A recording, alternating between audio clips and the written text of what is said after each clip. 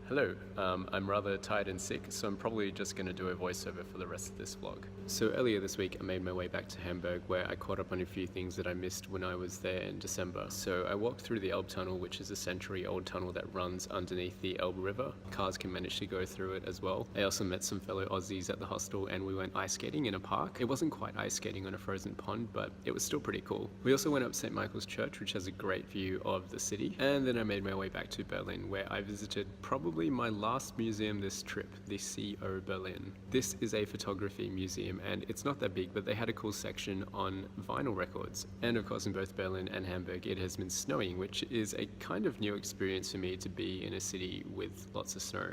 I saw a lot of parents and kids dragging these sleds around, and at first I just thought it was like a novel way of getting around while it's snowing, but then I stumbled across this park which had a little hill and everyone was just sledding down the hill and it looked really fun. And I also stumbled across an actual frozen pond in Berlin where people were ice skating and there was like no entrance fee or anything, you could just bring your skates and skate. But yeah, this is sort of the end of my Europe part of this trip. Tomorrow I head off to Singapore for a week before then going to Malaysia for a couple of weeks, and both of those are more just family time, so it kind of feels like the holiday's ending. I don't really know how I feel about it all just yet, but I think I'm either gonna love or hate the change in weather when I touch down in Singapore. Anyway, I'm probably gonna go rest up, so I will catch you next week.